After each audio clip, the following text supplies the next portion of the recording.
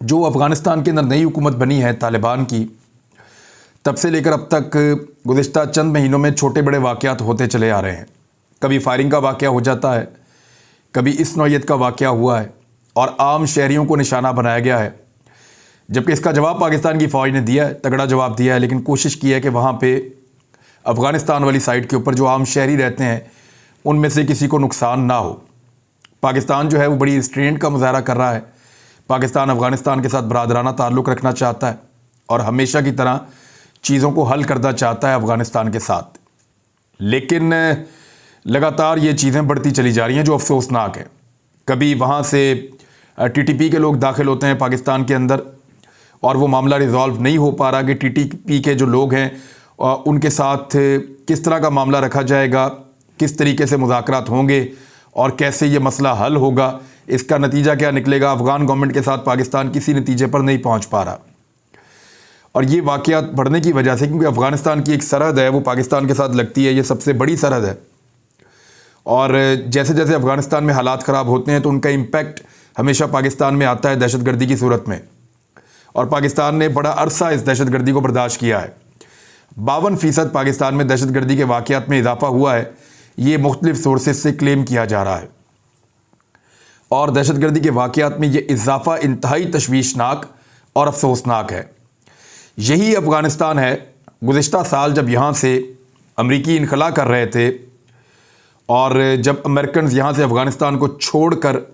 نکل رہے تھے تو اس وقت پاکستان میں سیلیبریشن کی جا رہی تھی۔ پاکستان کے اندر صحافیوں کو یہ بتایا جا رہا تھا اداروں کی جانب سے کہ وہاں سب سے بڑا لوزر بھارت ہے۔ جو فورسز آئی ہوئی تھی پوری دنیا سے، نیٹو فورسز، ان کا انخلا ہو رہا ہے اور وہ افغانوں کے ساتھ لمبی جنگ کے نتیجے میں ناکام ہو کر واپس جا رہے ہیں۔ اس کو طالبان کی ایک بڑی کامیابی قرار دیا جا رہا تھا، اور چند مہینوں کے اندر بڑھتے بڑھتے طالبان نے پورے افغانستان کے لینڈسکیپ کے اوپر کنٹرول حاصل کر لیا تھا۔ کچھ علاقوں میں جو اتحادی فوجیں یہاں سے گئی ہیں انہوں نے کوشش کی کہ کوئی نہ کوئی مزاحمت باقی رہے،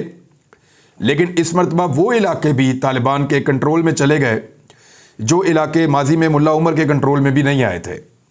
یعنی یہ طالبان کی اب تک کی افغانستان کی سب سے مضبوط حکومت قرار دی جائے تو غلط نہیں ہوگا۔ کنٹرول بہت بڑے پیمانے پر ہے ان کا، اور اب پاکستان کے جو سرحدی علاقے ہیں وہاں پہ ایشوز لگاتار بڑھتے چلے جا رہے ہیں۔ گزشتہ سال اس کو بھارت کی سب سے بڑی ناکامی قرار دیا گیا تھا۔ میں نے خود اس کے اوپر بہت سارے ولاگز کیے تھے، اور جو انفارمیشن آتی تھی